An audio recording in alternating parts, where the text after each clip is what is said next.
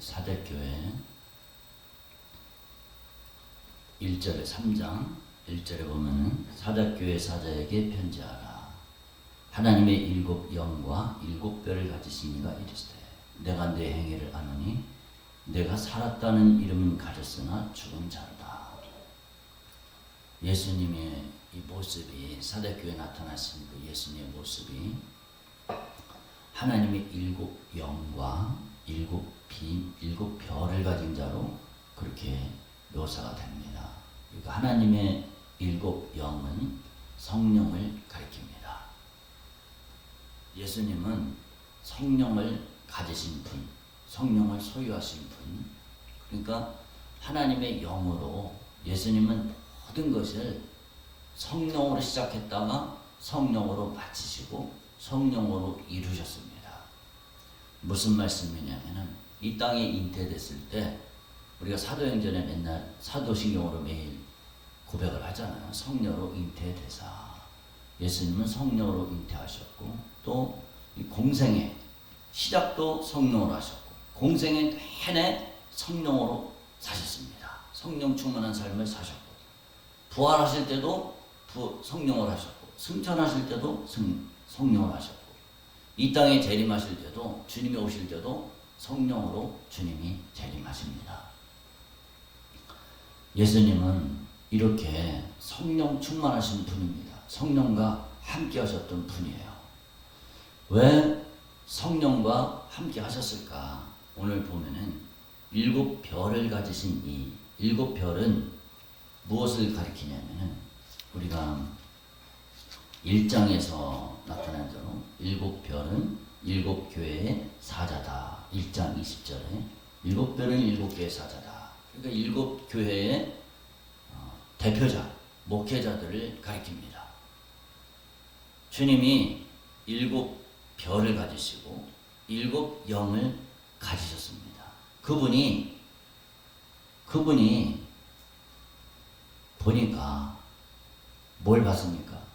사대교회를 봤습니다. 주님이 진단을 하셨어요. 어땠습니까? 내가 살았다는 이름은 가졌으나 죽은 자로다. 얼마나 진짜 이게 무서운 일이에요. 살떨리는 일입니까? 주님의 말씀으로 심판하신다고 그랬어요. 주님의 말씀으로 심판하신다고 그랬습니다. 나의 행한 그 말이 심판한다. 주님의 말씀으로 다 이렇게 진단할 때 살았다는 이름은 가졌으나 죽은 자로다. 주님이 이렇게 평가를 내리셨습니다. 얼마나 안타까운 일입니까? 우리는 사대교회라고 그러면은 이 교회가 할 때 기본적으로 하는 일들이 있을 거 아니에요. 교회가 주의 이름으로 섬김이 있을 거고 구제가 있을 거고 봉사, 사랑 이런 것들이 쭉 있을 텐데 이런 모든 것들이 예수님의 기준에 이르지 못했다는 겁니다. 열심히 하는 것 같아. 근데 하나님의 기준에는 이르지 못했다는 거예요. 이게 얼마나 안타까운 일이에요. 그러니까 우리는 무엇을 초점으로 살아야 되나? 어디에 초점을 맞춰야 되느냐? 예수님의 시각에서, 하나님의 시각에서 나를 바라봐야 된다는 겁니다. 물론 이 교회가 여기서 나오는 이 교회 공동체를 가리키기도 하지만은 이 개별적으로도 가리킵니다. 개별적으로 개개인이 교회라고 그랬잖아요. 성령에 거하는 전이라고 그러셨잖아요. 도대체 이게 무엇일까? 왜 이런 문제가 생겼을까? 왜 그러냐면 그러니까 답이 사실은 1절에 있어요. 답이 왜 그럴까? 예수님의 삶은 성령의 이끌림을 받는 삶이었습니다. 그러니까 결론적으로 볼 때 이들이 사대교회가 뭐냐? 성령을 따라 행하지 않았던 거예요. 따져보면 성령으로 행하지 않았습니다. 성령으로 하지 않으니까 이런 문제가 생긴다는 겁니다. 예수님의 삶은 온전한 삶이었잖아요. 이 땅에서의 삶이 예수님은 온전한 삶이었습니다. 왜 온전한 삶이었습니까? 하나님의 일곱 영으로 성령의 인도를 따라 살았기 때문에 그 삶이 온전한 삶이었습니다. 어떻게 예수님의 삶이 그렇게 성령의 인도를 따라서 살았을까? 우리가 딱 볼 때, 복음서를 이렇게 딱 볼 때, 예수님은 성부, 성자, 성령, 삼위 하나님이니까, 예수님은 당연히 하나님이니까 성령을 따라서 성령 충만하게 사셨겠지. 우리 보통 그렇게 이해를 하거든요. 근데 사실은 그게 아닙니다. 예수님이 이 땅에 그냥 인간으로 오셨어요. 인자, 사람의 아들로 이 세상에 그냥 사람으로 평범한 인간의 모습으로 오셨습니다. 그런데 평범한 인간으로 오신 그분이 어떻게 성령의 인도를 따라 사셨고 어떻게 성령 충만한 삶을 사셨고 온전한 삶을 사셨을까? 그것은 예수님이 기도하셨기 때문에 그런 겁니다. 기도하셨기 때문에. 예수님이 습관을 따라서 새벽 미명에 기도하셨고 또 밤에 또 기도하셨고 마지막 십자가를 지시기 전에 이 인류 구속, 이 대속사역을 완성하기 전에는 겟세마네 동산에서 땀방울이 핏방울이 되도록 그렇게 기도를 하셨어요. 그 기도의 결과가 성령 충만한 삶이었고 성령 충만한 삶의 결과가 온전한 삶이었다는 겁니다. 그러니까 이 1절에 나타난 예수님의 모습과 비교될 때, 대비될 때 사대교회는 그렇게 하지를 못했다는 거예요. 우리는 예수님처럼, 성경은 예수님처럼 사는 삶을 원합니다. 그러면은 우리가 어떻게 예수님처럼 살아갈까? 기준이 너무 높은 게 아닌가? 이렇게 생각할 수 있거든요. 근데 그러지 않습니다. 우리에게 나를 믿는 자는 내가 하는 일을 그도 할 것이요 또한 그보다 큰 것도 하리니 이는 내가 아버지께로 감이라. 제자들이 예수님의 삶을 살았던 그 샘플의 모습을 보여주었습니다. 제자들처럼 예수님과 같은 삶을 살라는 그것이 성경의 가르침입니다. 우리는 주님은 나에게 온전한 행위를 요구하신다. 이거를 가슴에 팍 새겨야 됩니다. 우리 한번 따라합시다. 주님은 나에게 온전한 행위를 요구하신다. 아멘. 여기도 우리 한번 자세히 보세요. 잘 보세요. 온전한 행위를 요구하지 믿음을 요구하지 않아요. 믿음을 따라서 믿음으로만 구원 얻는다. 이런 말을 우리가 많이 듣잖아요. 믿음으로 구원받는 게 아니라니까. 내 행위에 온전한 것을 찾지 못하였노라. 주님은 믿음을 보지 않아요. 믿음과 행위, 그거는 하나입니다. 하나. 온전한 믿음이 있으면 온전한 행위가 따라오게 돼 있어요. 우리 한번 따라합시다. 온전한 믿음과 온전한 행위는 하나다. 아멘. 행위와 믿음을 분리할 수가 없습니다. 늘 제가 드리는 말씀이지만 오늘날 기독교의 가장 큰 문제가 뭐냐? 행위하고 믿음하고 분리해 놨다는 것이 그게 가장 큰 문제입니다. 행위와 믿음을 어떻게 분리를 해? 근데 분리를 해놔. 누가 그랬냐? 학자들이 분리를 해놔.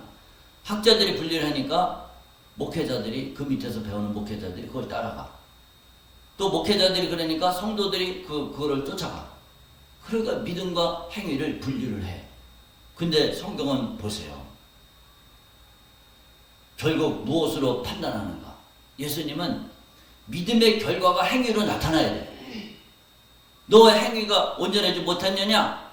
그렇게 따지잖아. 예수님이 따지잖아요. 그러면 우리는 그럴 거 아니야. 만약에 오늘날 우리 입장에서는 나는 믿었는데요. 나는 하나님 믿었는데 왜 주님은 행위를 요구하십니까? 그 앞에 가서 그렇게 따질 겁니까? 그 앞에 가서? 그럼 뭐라 할 거야? 예수님 뭐라 할 거야? 믿음과 행위가 분리될 수가 있냐? 그럴 거예요. 믿음 뒤에는 반드시 행위가 따르게 되어 있습니다. 믿음과 행위를 분리할 수가 없어요. 주님은 우리에게 온전한 행위를 요구하십니다. 그런 사람들이 있습니다. 어떤 사람들이 있냐면 우리가 어떻게 온전할 수가 있겠습니까? 죄 없는 사람이 누가 있어요? 다 죄 짓고 살죠. 죄 없는 사람이 누가 있습니까? 이러면서 이 죄를 합리화를 시킵니다. 온전치 못한 것을 합리화를 시켜요. 이게 큰 죄라는 겁니다. 주님은 온전한 것을 요구해요. 오늘날 목회자들이 이 성도가 천국 가는 이 커트라인, 천국 가는 이 수준을 너무 낮춰놨어요. 근데 예수님은 이 커트라인, 천국 가는 이 커트라인을 얼마나 높여놨습니까? 온전해야 천국 간다니까요. 예수님하고 예수님 말씀하고 오늘날 목회자들이 말하는 그 말하고 이 갭이 너무나 커요. 그러니까 예수님이 그러셨잖아요. 말세에 내가 믿음을 보겠느냐. 예수님이 인정하시는 그 믿음의 분량에 이르지 못한다는 거예요. 그러면은 예수님이 인정하시는 믿음의 분량에 이르지 못하면 구원을 받겠는가? 구원을 받겠는가 이거예요. 오늘 여기 이 사대교회가 만약에 변화되지 않고 그냥 이대로 살았어 봐요. 회개하라고 그랬잖아요. 회개하지 않고 그냥 이 상태로 그대로 가봐요. 그러면은 그래 여기도 두 팀으로 나뉘는 거죠. 그러면은 이 사람들을 요 부류에 속하는 사람들은 구원을 못 받는 겁니다. 그렇잖아요. 구원을 못 받을 정도로 심각하니까 예수님이 말씀하시잖아요. 그것을 조금 더 우리가 가보겠습니다. 이 사람들은 쉽게 얘기하면 성령을 따라서 행하지를 않은 겁니다. 이 사대교회 전체가 다 그런 것은 아니라고 봅니다. 왜냐하면 4절에 그러나 사대에 그 옷을 더럽히지 아니한 자 몇 명이 내게 있어 흰 옷을 입고 나와 함께 다니리니 그들은 합당한 자인 연고라. 흰 옷을 입고 다닌 사람들, 흰 옷을 입은 사람들이 있다는 거예요. 그러니까 요거를 2절하고 연관지켜서 보면은 온전한 믿음을 가진 사람들이 있었다는 겁니다. 그러니까 우리는 어디에 속해야 되느냐?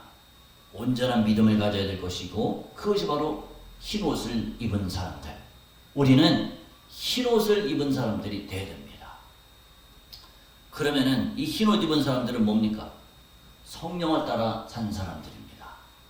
우리 마태복음 7장 22절 말씀 우리 같이 한번 읽어보겠습니다. 그날에 많은 사람이 나더러 이르되 주여 주여 우리가 주의 이름으로 선지자 노릇하며 주의 이름으로 귀신을 쫓아내며 주의 이름으로 많은 권능을 행하지 아니하였나이까 하리니. 아멘. 이 뒤에 있는 말씀이 내가 진실로 너에게 이르노니 내가 너희를 도무지 알지 못하노라. 이런 말씀이 있습니다. 마태복음 7장 23절 말씀. 주님은 왜 이렇게 한번 봅시다. 마태복음 7장 23절 같이 읽읍시다. 그때 내가 그들에게 밝히 말하되 내가 너희를 도무지 알지 못하니 불법을 행하는 자들아 내게서 떠나가라 하리라. 아멘. 24절도 같이 봅시다. 그러므로 누구든지 나의 이 말을 듣고 행하는 자는 그 집을 반석 위에 지은 지혜로운 사람 같으리니. 아멘. 그러면은 결국 뭡니까? 불법을 행했다고 그랬잖아요. 불법이 뭡니까? 나의 이 말을 듣고 행하냐 행하지 않느냐 그게 결정이 나는 거예요. 그럼 그럴 거 아니에요. 그 앞에 가서 이 사람들이 뭐라 그럴까요? 그 앞에 가서 저는 믿었는데요. 믿음으로 구원받는 거 아니에요? 우리 목사님한테 그렇게 배웠는데요. 믿음으로 천국 간다고 그렇게 배웠는데요. 나 예수님 영접하는 영접기도 했는데요. 그럴 거 아니겠어요, 예수님이. 예수님한테 그럴 거 아니겠어요. 이 책망을 듣는 사람들이. 나는 신학교에서 교수님한테 그렇게 배웠는데요. 믿음으로 천국 간다고 그렇게 배웠는데요. 그럴 거 아니겠어요? 그럼 뭐라고 그래요? 예수님 뭐라고 그래요? 이 불법을 행하는 자들아 내게서 떠나가라. 나의 이 말을 듣고 행하는 자는 그 집을 반석 위에 지은 지혜로운 사람 같다. 근데 행하지 않는 사람, 나의 이 말을 듣고 행하지 아니하는 자는 그 집을 모래 위에 지은 어리석은 같다. 그래 예수님 그럴까? 아니 내가 여기 성경에 써놨잖아. 그럴 거 아니야. 마태복음 딱 펼쳐보면서 이거 봐봐. 언제 믿음만 갖고 천국 간다고 그랬어. 여기 행해라고 그랬지. 성경 딱 펼쳐놓고 얘기할 거 아니야. 그 자리에 그때 가서 뭐라고 그랬어? 하나님 예수님 앞에 뭐라고 그랬어? 아이고 잘못했습니다. 그럴 거예요. 그때는 늦은 거예요. 아 우리가 잘못 배웠어요. 신학교 때 잘못 배웠어요. 목사님 때 잘못 배웠어요. 그때 가서 그러겠어요. 그래갖고 지옥 간 사람들이 그렇게 해서 지옥 간 사람들이 어떠냐면은 자기 교회 같이 지옥 간 목사 멱살 잡고 너 이 새끼 너 때문에 내가 지옥 왔다 이러면서 목사 멱살 잡고 쫓아다닌대. 죽이려고 막 쫓아다닌대. 지옥 가서 쫓아다닌대. 그럼 또 목사는 막 도망다니라고 볼일 못 본대요. 실제 그렇대요. 이게 진짜 26절을 안 읽어본 사람이 있죠. 응. 이거 우리가 다 진짜 외우는 말씀이 이거 주일학교 때부터 외우는 말씀이잖아요. 참 뭐지. 다 저 얘기 하시는데요. 근데 이거를 강조를 안 합니다. 이 말씀이 있어도 안 믿어요. 설교를 해놓고 안 믿습니다. 이게 큰 문제라는 거예요, 진짜. 설교를 해놓고도 안 믿는다니까. 그래놓고 행위를 강조하면은 행위 구원론자다. 이러면서 욕을 해. 진짜 큰 일입니다. 진짜. 조심스러워서 말씀 잘 안 하시는 시험. 왜 그랬을까? 이 사람들은 여기 보면은 성령으로 행했던 일들이 왜 불법으로 판명될 것일까요? 사실은 성령으로 행했던 게 아니죠.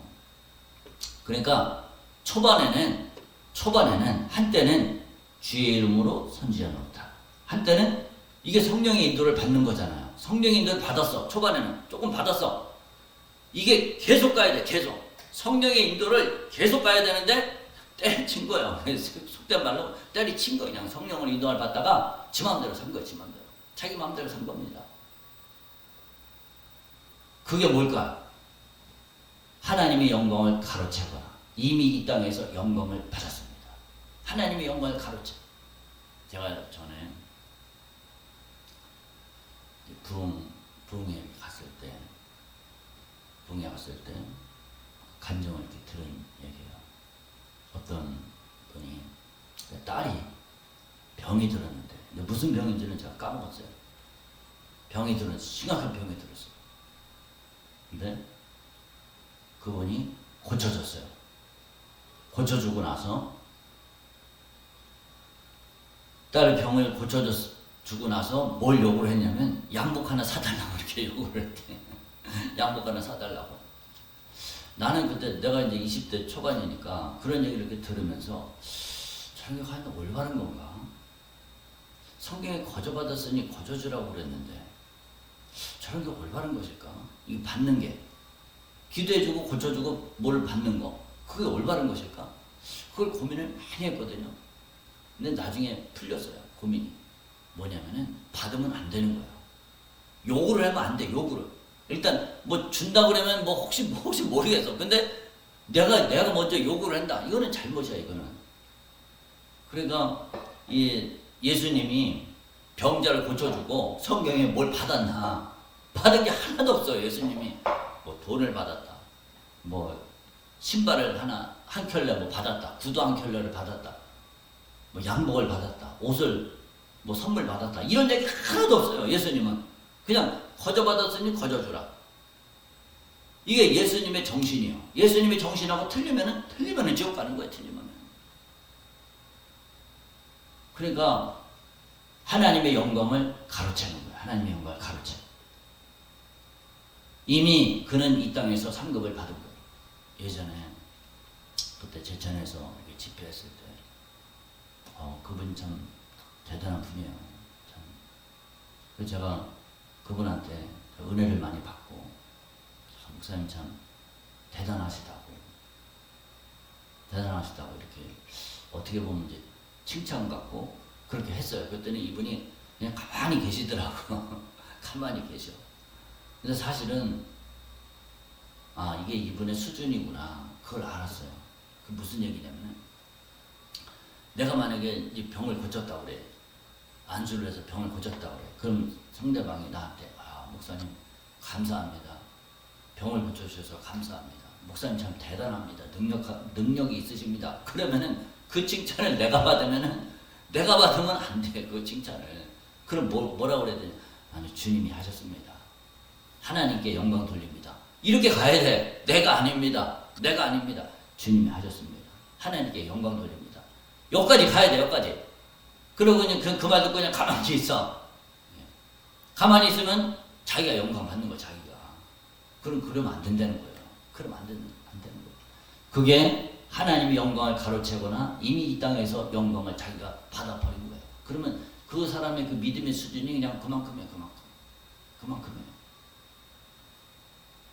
마태복음 6장 2절 우리 같이 읽읍시다. 그러므로 구제할 때 외식하는 자가 사람에게서 영광을 받으려고 회당과 거리에서 하는 것 같이 너희 앞에 나팔을 불지 말라. 진실로 너에게 이르노니 그들은 자기 상을 이미 받았느니라. 아멘. 하늘에 가서 영광을 받으려고 해야지. 이 땅에서 사람으로부터 칭찬을 받으려고 그래. 그러면 그게 틀려먹었다는 겁니다. 우리는 어떻게 됩니까? 성령의 인도를 어떻게 해야 돼? 끝까지 따라가야 돼. 우리 한번 따라합시다. 성령의 인도를 끝까지 따라가야 된다. 아멘. 성령의 인도를 내가 죽는 날까지, 진짜 내 호흡이 멈추는 날까지 성령의 인도를 끝까지 따라가야 돼. 중간에서 타락하면 안 됩니다. 중간에서 하나님의 영광을 가로채거나 성령의 인도하심이 식거나 성령의 장악하심이 식어버리면 안 된다는 겁니다. 주님은 우리에게 온전함을 찾으셔요. 아니, 성경이 그렇다니까. 성경이 온전함을 찾아. 성경이 온전함을 찾습니다. 우리는 성경 들어야 돼. 성경대로. 우리는 예수님이 뭐 때문에 이렇게 나타났습니까? 뭐 때문에 이렇게 나타났어요?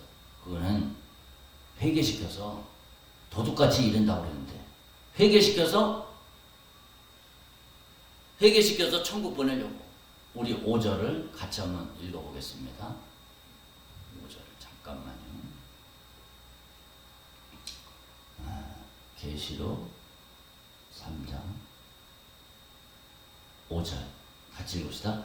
이기는 자는 이와 같이 흰옷을 입을 것이요 내가 그 이름을 생명 중에서 결코 지우지 아니하고 그 이름을 내 아버지 앞과 그의 천사들 앞에서 시인하리라. 아멘.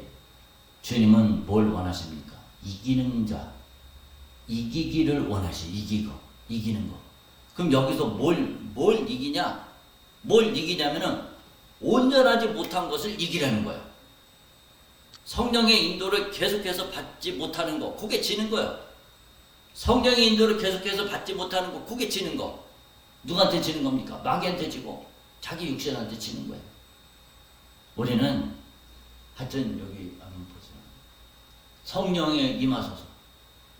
성령 충만하기를 매일매일 기도해야 됩니다. 아주 순간마다 때마다 기도해야 돼요. 성령에 임하기를, 성령 충만 받기를 매일매일 기도해야 돼. 성령 충만 받기를. 제가 가만히 한번 생각을 해봤어요. 신구약 성경 66권 한 1700 몇 페이지 되는데 이게 두껍잖아요. 그럼 도대체 하나님, 이게 너무 많습니다. 어떻게 살라는 겁니까? 너무 많습니다. 한마디로 얘기하면 뭐냐? 성령 충만하라. 성령 충만. 제가 어떻게 살라는 겁니까? 그러면 여러분들이 성령 충만하라입니다. 그렇게 말씀하세요. 어떻게 살라는 겁니까? 성령 충만하게 살라는 겁니다. 아멘. 아멘. 성령 충만하게 살라는 거. 이게 다예요. 이게 다입니다. 하나님의 7 영을 가지신 것, 7 뼈를 가지신 이가 말씀하시기를 성령 충만하게 살아라. 그게 온전한 삶입니다. 완전히 주님 앞에 사로잡히는 삶, 성령이 장악된 삶을 살아라는 거예요. 주님은 무엇을 원하시는가? 회개하라는 거. 회개하라. 내가 어떻게 받았는지 생각하고 회개하라. 주님은 온전한 것을 요구하는 거예요. 그러니까 아니, 우리가 그냥 예수 믿고 그러면 천국 가지 않아? 아니, 우리는 주님이 원하시는 거, 온전한 삶을 살아야 돼요. 내 삶에 온전하지 못하는 모습, 온전하지 못한 모습이 뭔지를 찾아야 됩니다. 내 삶에 온전하지 못한 모습이 있으면은 그거를 회개하고 성령으로 나를 만들어 가야 돼요. 만들어 가야 됩니다. 하나님은 성령은 두 가지 얼굴이 있어요. 표현이 조금 그렇지만 우리 이사야 63장 9절 10절 같이 읽읍시다.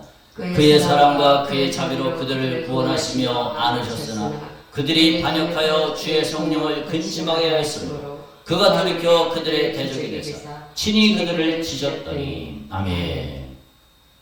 주님이 사랑과 자비로 구원하시면서 안으셨어요. 근데 그들이 반역을 하니까 주의 성령을 근심하게 했어. 그러니까 성령께서 대적이 되어버렸어요. 그래서 그들을 쳐버렸습니다. 하나님은 자비, 사랑으로 하시지만 무한정 자비롭고 무한정 사랑하시지 않습니다. 회개하는 자에게 주님은 은혜를 베푸시고 자비를 베풀어 주세요. 성령을 근심시키면 대적이 되시고 하나님이 치십니다. 우리는 성령을 근심시키는 자가 되면 절대로 안 됩니다. 성령을 따라서 순종하는 삶을 살아야 되는 겁니다. 사대교회 일부가 흰옷을 입은 자가 있다고 했습니다. 성도는 어떤 옷을 입습니까? 갈라디아서 3장 27절 같이 읽읍시다. 누구든지 그리스도와 합하기 위하여 세례를 받은 자는 그리스도로 옷 입었느니라. 아멘. 우리는 그리스도로 옷 입은 사람들이에요. 그러면 여기는 이제 4절 5절을 좀 이렇게 뒤집어서 표현하면 행위가 온전하지 못한 사람. 그런 사람은 누구냐? 예수님의 옷을 더럽힌 사람들이에요. 4절에 그 옷을 더럽히지 아니한 자. 그러니까 온전하지 못한 사람은 옷을 더럽힌 사람. 옷을 더럽힌 게 뭡니까? 예수님을 더럽힌 거예요. 예수님을 엿보인 겁니다. 우리는 행위가 온전한 사람, 흰옷을 입는 사람이다. 상태. 이 흰옷을 계속해서 입고 있어야 됩니다. 그 옷은 더럽혀질 수가 있다는 거예요. 어떨 때 더럽혀집니까? 성령의 인도를 불순종할 때. 연합이 깨질 때. 그때 연합이 깨질 때. 예수님과 연합이 깨질 때 그때 옷이 더럽혀집니다. 성경이 왜 이렇게 두꺼울까? 여기 한번 보세요. 그런 예들을 많이 드러내주기 위함입니다. 성령과 연합이 깨졌어. 연합이 깨진 사람들이 어떻게 되느냐? 그 사례들이 성경에 탁합니다. 한번 성경 한번 자세히 한번 잘 생각을 해보세요. 구약 성경 창세기부터 창세기, 출애굽기, 또 레위기, 민수기, 특히 이제 열왕기, 사무엘상하, 열왕기상하. 여기 이렇게 가만히 보세요. 망한 사람들이 많습니까? 의롭고 구원받은 사람이 많습니까? 망한 얘기가 많잖아요. 다 망한 얘기, 거의 망한 얘기가 많아요. 거의 뭐 한 90%? 그래서 정확한 퍼센테이지는 말하기 어렵죠. 한 90%는 망한 얘기가 많습니다. 그러니까 이 얘기가 뭡니까? 그 얘기하느라고 성경이 두꺼운 거예요. 그 결론이 뭡니까? 너희들도 성령의 인도를 받지 않고 온전하지 못하고 내 멋대로 살고 거룩하지 못하고 그러면은 너희들도 망해. 그러니까 정신 차려. 그걸 보여주는 겁니다. 그 얘기하느라고 성경이 이렇게 두꺼운 겁니다. 우리는 더럽혀진 옷을 깨끗하기 위해서 주님은 회개를 촉구합니다. 그리스도의 피로 깨끗이 씻으라는 겁니다. 요한계시록 22장 14절 같이 읽읍시다. 자기 두루마기를 빠는 자들은 복이 있나니 이는 그들이 생명나무에 나아가며. 아멘. 내 의가 뭡니까? 이게 예수님이잖아요. 우리가 예수로 옷 입혔는데 내가 불의한 삶이 되면은 예수님을 자꾸 더럽히는 거야. 예수님을 더럽히는 겁니다. 예수님한테 이 더러운 오물을 자꾸 갖다 집어 던지는 거랑 마찬가지입니다. 그러면은 안 돼요. 그러니까 우리는 자꾸 내 두루마기를 빨아야 됩니다. 내 옷을 자꾸 빨아야 돼요. 내 의를 빨아야 됩니다. 예수님처럼 흰 옷으로 나를 자꾸 만들어 가야 됩니다. 내 안에 불의가 가득합니다. 내 안에 불의가 가득하고 우리는 참 죄인의 모습입니다. 우리가 죄인이고 회개하라고 했더니 쫓아내버렸어요. 우리는 죄인이고 회개해야 됩니다. 그래야 천국에 갑니다. 저는 날마다 회개합니다. 진짜 날마다 회개해요. 그래야지 어디로 갑니까? 생명나무에 나아가는 거예요. 생명나무 열매를 맺게 됩니다. 그래서 어떻게 됩니까? 천사들 앞에서 시인하게 됩니다. 그 이름을 내 아버지 앞과 그의 천사들 앞에서 시인하리라. 한번 잘 보세요. 여기 잘 보세요. 그 이름을 내 아버지 앞과 그의 천사들 앞에서 시인하리라. 그의 천사가 뭘까? 이 그가 누굴까? 이 그가 누구냐면은 우리 각자, 그러니까 구원 얻은 상속자들을 위해서 섬기라고 보내심이 아니냐. 모든 천사들은 섬기는 영이다. 히브리서 1장 14절. 그러니까 우리들은 이 수호천사라는 말을 그렇게 잘 안 쓰잖아요. 그 우리에게 천사들이 있는 거야. 근데 내가 내 흰옷을 깨끗하게 하지 않아. 그러면은 어떻게 됩니까? 이 나를 붙잡고 나를 이끌어가는 천사들 앞에서 주님이 그 천사가 물어볼 거 아니야. 나중에 이제 이 개인 천사들이 다 있는 거야. 근데 그 천사가 예수님이 물어볼 거 아니야. 천사한테. 야, 아무개는 어떻게 천국갈 자격이 되는 것 같아? 그 옷을 더럽혔어? 안 더럽혔어? 너 한번 얘기 좀 해봐. 그 물어볼 거 아니야. 그러면 이 천사가 그럴 거야. 아니, 이 아무개는 맨날 옷을 더럽히기만 하고 옷을 씻어내지를 않았어요. 예수님의 보혈로 씻어내지를 않았어요. 그래서 그 옷이 더럽혀 있습니다. 그 천사가 그럴 거 아니에요. 그러면은 어떻게 돼? 그러면은 이제 지옥 가는 거예요. 그것도 반대로 아무개는 이 사람은 날마다 예수님의 피로, 예수님 보혈로 적시고 예수님 피로 죄를 씻어냈습니다. 정결해졌습니다. 온전한 삶이요 그리스도의 피로 새롭게 됐습니다. 날마다 새롭게 했습니다. 깨끗하게 했습니다. 흰 옷을 입었습니다. 그러면은 천국으로 갈 거 아니겠습니까? 그러니까 우리는 귀 있는 자는 성령이 교회들이 가신 말씀을 들을지어다. 이것처럼 우리는 주님이 말씀하신 이 성령의 음성을 날마다 듣고 이 말씀에 순종해서 그날에 생명책에서 우리의 이름이 결코 지워지지 않고 내 아버지 앞과 그의 천사들 앞에서 우리의 이름이 시인되는 놀라운 그런 축복을 받는 우리 모두가 다 되시기를 주님의 이름으로 축복합니다. 아멘.